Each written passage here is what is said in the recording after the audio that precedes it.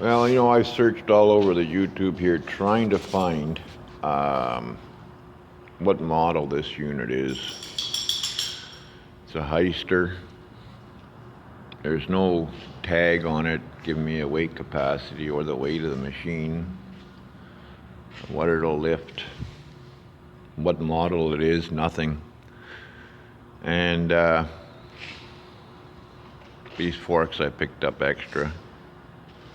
They're like 9-foot forks. Doesn't have side shift on it. Just got the tilt and the up and down. I've seen a few Hysters like this on the YouTube here, and similar looking to it, but a few things different with the ones I've seen. The front tires are a lot smaller than these ones on the front, and a lot smaller than the ones on the back than what this one has. I don't know what year this one is. I'd like to find out if anybody knows. Second of all, I'd like to find out what engine is in here. So far I've been able to find parts like a starter and minor things like that, but if it ever came down to having to get transmission parts and stuff like that, it's a manual transmission. The hydraulics just have the one lever, and to tilt the rack forward and back, you just pull the lever to the left and then down to tilt back, and to the left and up to tilt forward. I've had to do quite a bit of rewiring on this, and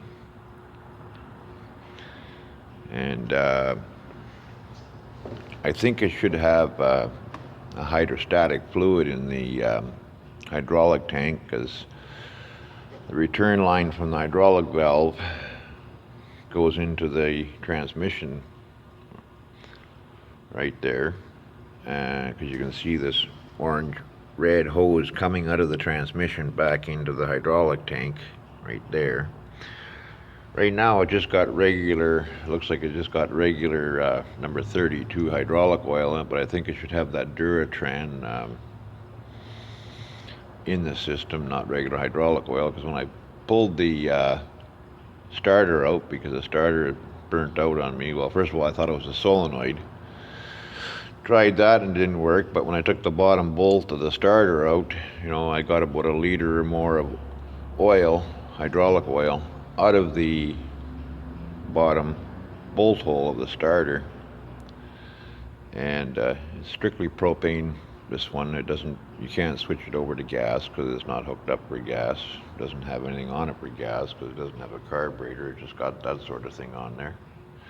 I do have to pull the intake manifold off, because right in here it's leaking exhaust, so I just have to take the intake manifold off and get it machined down, refaced. There's no gaskets in there, but they're machine fit anyway, just like the most trucks and stuff. It's a four-cylinder GM. I know that much because it's got GM stamped right in the intake manifold. Like I say, it is a standard transmission. I don't know what series this is. I'd like to find out. If anybody knows, it would be gratefully appreciated.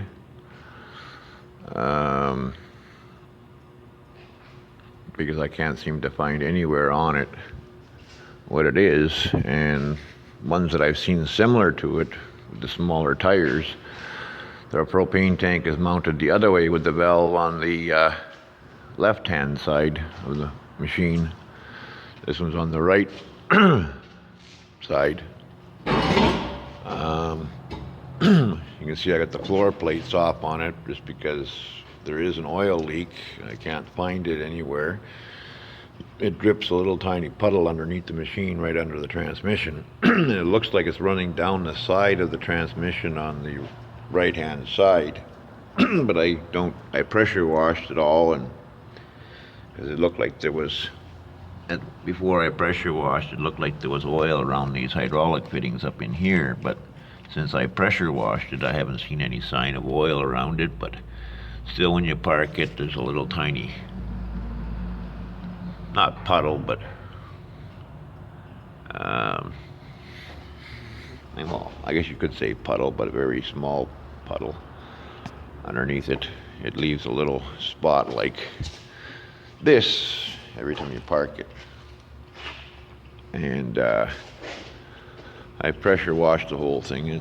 First I thought it was the lift cylinder fitting here leaking, but it's not.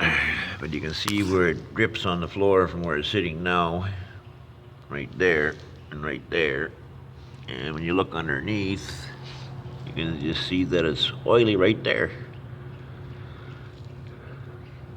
And the oil that's beading on there is a light pinkish color, which is also tells me that it should be a Duratran,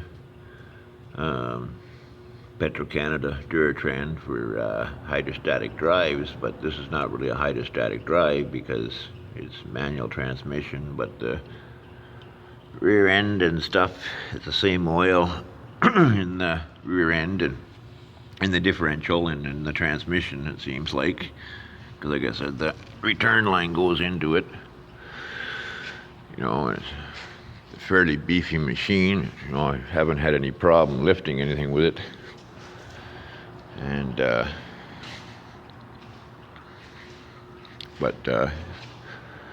again, if anybody can tell me what series this is and what year it would be, and I guess what liter engine this would be. I know when I googled the starter number, it was TS something, it was a Delco starter, and it came up as an industrial, and it gave it same starter used in many of the different Hysters, from the sky lifts to several of them. The gas engine, or not gas engine, propane, and I've seen some that are on YouTube here that are diesel that look similar to this but a little bit bigger. And this must be a pressure sensor because it seems to be wired into the ignition. I haven't really traced it back. I just see that it comes in and it joins up to this yellow wire here, comes out of the harness right here and comes down into there and changes to orange and goes back into the harness and goes back up inside. But that's the starter there. I'm just waiting for it to come in tomorrow. Napa didn't have one in Winnipeg when they looked it up, but then they called me back yesterday, or was it yesterday? I think it was yesterday, and said that they had called Winnipeg and that they had one there and they'd get it thrown together and get it here by Wednesday this week. I think this engine was probably points and condensers at one time, but I could be wrong. But it's been either it came factory with the electronic ignition in it or somebody's upgraded it. I guess my main concern is because if I ever needed a water pump or other engine parts or transmission parts, you know, and not knowing what engine this is or what series this is, where to even begin to find parts for it without really knowing what series it is. Like I said, it's a standard transmission with the high and low shifter here. Low range is here and high range is up that way, and forward is this way and forward is that way, down I mean. But yeah, as far as the hydraulic oil, like I say, it looks like this number 32 hydraulic oil is clear, but like I was saying, in the front, that little bit of oil leak there's got a bit of a pinkish color to it that's dripping on the end of the bolts, which tells me that it should be that Duratran for hydrostatic drives and stuff.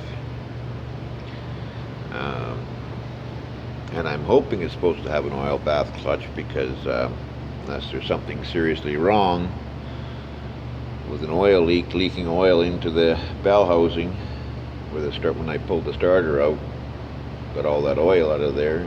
I know a lot of farm tractors, the old Massey Harris farm tractors and stuff, they're all oil bath clutches. And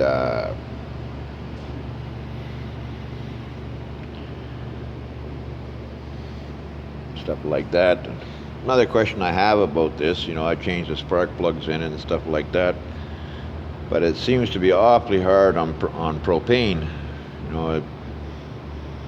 On average on the hour meter, I'm getting maybe 2.5 hours run time on a 30-pound tank of propane at $36 Canadian a tank. And I'm thinking there might be something wrong on this valve, that it's running a little rich, because that seems like an awful lot of propane, because when I worked in the bush camps as a welder, I used the forklift there quite a bit, and propane tank used to last a long time. Sometimes it'd be a month or so between oil changes. I'm just trying to see if I can find one of the old plugs here. They probably went to the bottom of the garbage can. Anyway, yeah, I have the long forks on it because I'm a U-Haul dealer and repair shop, and I have the U-box storage here for U-Haul, the U-boxes. So I have to load and unload these off of transports. They're 8 feet long, 7.5 feet wide, 7.5 feet high, and 5 feet wide. So that's what need the long forks for all the time. Now it's been a good machine so far. I've had to do quite a bit of work to it, but I had to unseize the brakes in it, and because when I got it there, the brakes and didn't have any brakes in it hardly. It was just self-adjust, or doesn't have self-adjusters, but the adjuster at the bottom in each wheel were seized up and loose as hell. But anyway, again, if anybody can tell me what model this is, what it weighs, and what the lifting capacity of it is. I know I lift quite a bit with it, and doesn't seem to fizz on it too much. I've had the back end lift up a 1/4 inch or so a couple of times lifting these U-boxes, and pick up my whole front end of my 4-wheel drive truck like nothing. It doesn't even fizz on it.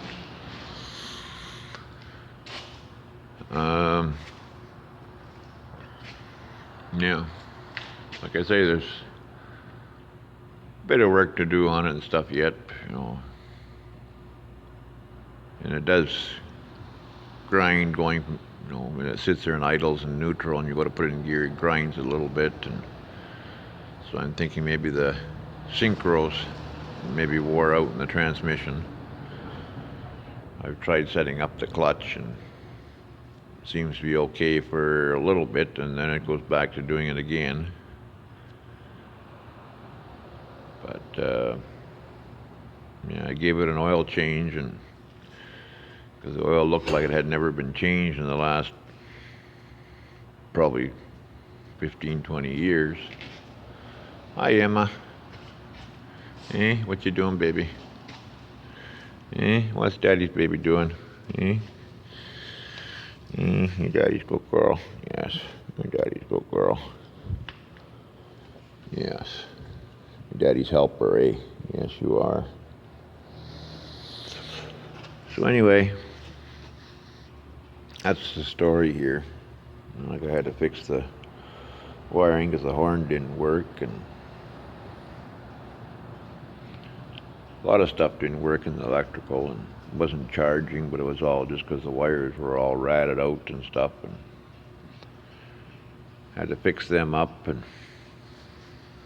just got to find out where the heck that oil leak is. But I've been underneath this thing, and I see it's coming down off the side, but I can't find exactly where it's coming from. It appears to be coming down off the, like I say, off the right-hand side. But none of those fittings that go into the side of the transmission down in here appear to be leaking, but the leak seems to be coming from someplace in this area here by looking underneath from that bracket I showed you from underneath. But unless there's a little tiny pinhole in the hoses, but when I've had it running, pull on the levers for the hydraulics and turn the steering, I don't see anything obvious. But I guess someday, whatever it is, it'll probably blow, and I don't know for sure what it is. That's usually one way of finding out. But yeah, I just pressure washed it, maybe a month or so ago, and when I was trying to figure out where it was. And of course, every grease fitting in the whole machine was plugged up, rusted up, or whatever. It wouldn't take grease, so I had to change all the grease fittings. And I'm still working on the one back axle, steering one back here. I still got the grease fitting out of there because it still won't take grease.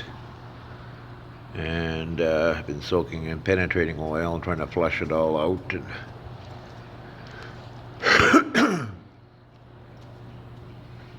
what you doing, baby?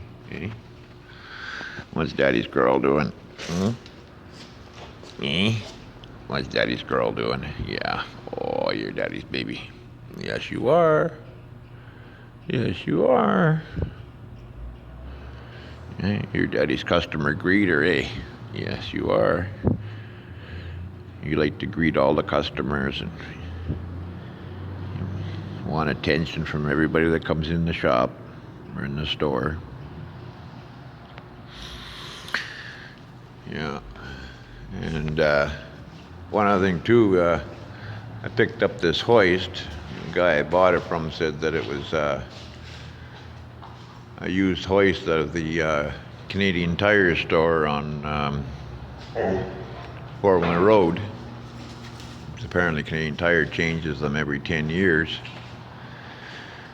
And again, I had to do a lot of work to this thing, and I got everything all nicely working. And this electric motor here used to be mounted up on top of here. But one day, I put a customer's vehicle up in the air to do some work on it, and when I was done, I lifted it up to take it down off the safety locks and let it down, and the next day I tried to put up another vehicle, and the front end of the hoist lifted 5 or 6 inches, and that's all she would go. And I'd put it down to let it down and try again. She'd go up 4 or 5 inches and stop. And so anyway, I took the hoses off. It went from here. This valve used to be turned the other way, and had a fitting that just joined the two together here, between here. And I put a pressure gauge on there, and I was getting nothing off of it. And the drive that it had in there was, on the end of the electric motor, was like this, with this brass drive gear in between the pumps. So I pulled the top apart on there and found that it was two pumps in one, actually. And I had a 2-stage hydraulic pump there. And I figured, well, I'll drive it with that 3 horsepower motor and hook it into that valve bank and I should be good. But that 3 horsepower motor, you push the button to go and the motor spins, maybe it turns the pump 30 or 40 revolutions and jams up, and motor stops and pops the breaker. So I guess that's why they say it needs a 14 horsepower motor, that pump. But I thought, well, yeah, if you wanted to work to full capacity to use it for a log splitter like that pump is designed for, the 2-stage, you know, it's 11 point something gallons a minute on the first stage and 4.2 gallons on the second stage. But I thought, well, you know, I don't need to have that kind of 3,000 pound pressure. Like this pump only here, when I originally set it up, it only had 1750 psi. And I don't need this hoist to go 100 miles an hour up and down. You know, I figured if it took me 5 minutes to get it up in the air, it didn't matter to me. But of course that system didn't work. So now I guess I'm gonna have to order a 110 volt AC 3 horsepower hydraulic power pack from Princess Auto or something. And it's funny that this system's got 2 hydraulic lines that come out for single acting cylinder, and all the solenoids and stuff on there. Best way I could figure it out is the 2 lines just teed together over on the one side here, right there like that, because there is right around here someplace there's a safety valve in there, and it splits off to the 2 cylinders. And originally I had it teed in the crossover line over there, and that side went up really slow and this side went up fast. So I figured, well, it's got to be teed on this side so that that safety valve on here also is a flow regulator as well. And once I changed it over, then lifted up properly, the same speed together. So anyway, like I said, you know, I modified the tank and everything else. Stupid me, you know. I didn't need the return line on there because, you know, typically the oil is only single acting cylinders, but I figured I'd use it for my hydraulic press, and was going to convert it from the old hand bomb jack to a big ram cylinder that I got, and put quick couplers on the hoses to use on the press at the same time. But anyway, I know that this hoist is got a 13,000 pound lift capacity, because the guy had another one there identical to it out in his yard there where I got it from, and the other one had a decal on the side right here that said 13,000, either 13,000 or 13,500, something like that. And the air over hydraulic jacks underneath the front, up here at the front, and or at the back, at the front of the hoist, and also one at the back of the hoist up there. You know, they say 6,000 pounds. There's a decal right on there. It says 6,000 pounds. Yeah, 6,000 pounds it says on each one of them. There's another one up there. I had to rebuild the air over hydraulic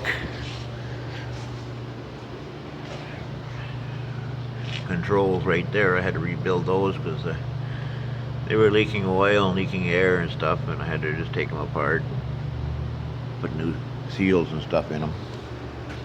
But I don't know what brand that is. I've looked all over the internet, can't find it. Not that it matters what brand it is, but I'd like to find out what brand it is, or where do you even find a replacement pump for that tank even. It would be nice. There are 2 pumps.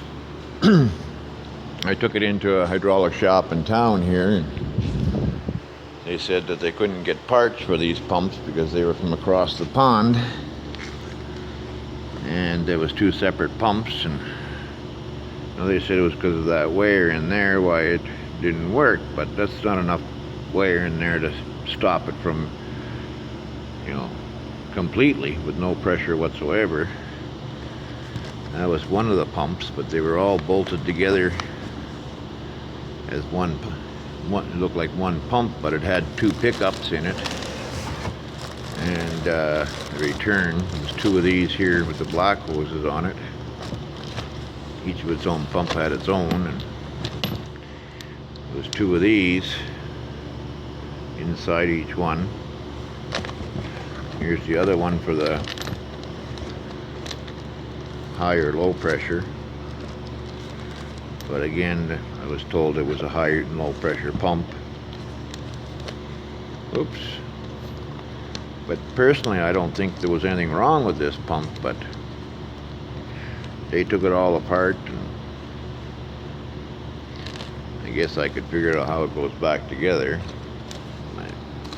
You know, those are all the parts in there, and this was joining the 2 pumps together.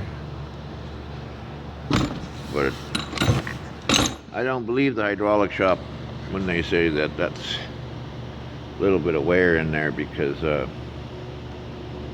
I've been around hydraulics all my life, working in the bush camps and stuff like that, and you know, you run your finger in there and you don't even feel a ridge or nothing. It's just a glazed area. Really, you don't feel no real wear in there. But I really don't know why it just quit. You know, it was working fine, no trouble at all. See, there's the shaft that drive goes on for the electric motor. It's got a little bit of a chip out of it there, but it still drove okay in there. There's no sign of it slipping on that drive. Just don't figure out why it just all of a sudden just quit dead. Boom. You know, lifted it off the locks one day and let it down, and the next day it wouldn't lift at all. No pressure at all. There's all the bags of screws and stuff. I may attempt to put it back together, but the hydraulic shop there, they tore it apart and told me it was no good, and they couldn't get parts for it, and they wanted to sell me this astronomically priced power pack. I know I can get 110 volt 3 horsepower power pack from Princess Auto for I think $7.99, and then you got to buy the solenoid control valve, which in order for it to work, but I don't need to buy the solenoid control valve because I can just wire it into that solenoid control valve over there. Yeah, so then I just turn these other bays in here into my shop here for all the marine parts and fishing and marine and hardware, and in our new location here now, and we manufacture still all our fishing tackle in here, you know, and nuts and bolts, stainless steel, you name it. Trailer lights, all the products from DoCap, you know, trailer winches, all from Fulton, you know, pontoon electric anchors, skylift winches, couplers, coax cable, you know, paints, you know, bilge blowers, fly tying vices from Dan Vice, and junction boxes for trailers,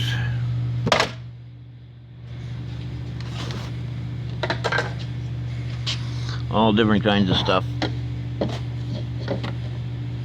wheel chocks, trailer kits for if you're making a tandem axle trailer, or you got to replace them or whatever, or if you want to make a single axle one there, you need to replace it. It's all there. Marine and RV fire extinguishers, and you know, brake fluids, oils, marine oil filters from Sierra. All my parts for marine are all from Sierra. Everything. Atwood bilge pumps, full line of marine stereos, you know, big speakers, silicone adhesive, ropes, Oh yeah, and don't forget the nice tow behind water toys, eh? Well, they probably a blast. They're all from the Airhead. You know, we have several different models in stock, and we also have a catalog, and I order every Friday and stuff is in the following week. We have outdoor furnaces and all the insulated chimneys for outdoor furnaces. And any of you ever see a set of booster cables like that, you know, that's they're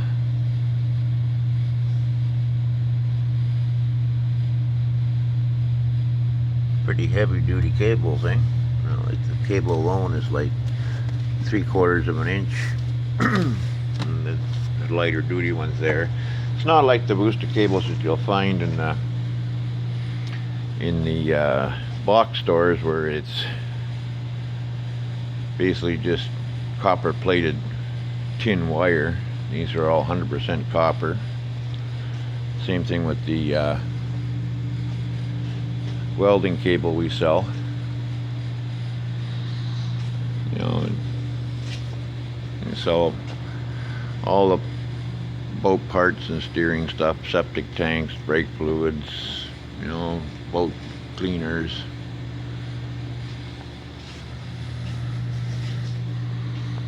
Ropes, marine grade propane barbecues. You know, they're not like the cheap things that you stainless steel, so-called stainless steel ones you buy from the box stores that are rotted out in a couple of years. These ones are designed to withstand salt water and everything.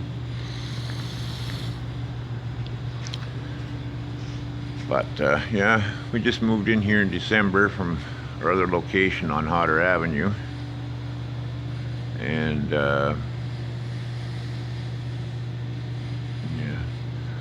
all the TWE tin wire for marine use. We also have automotive wire, and then we have the regular AM FM radio antennas, and we also have the VHF radios, handhelds, and the other ones.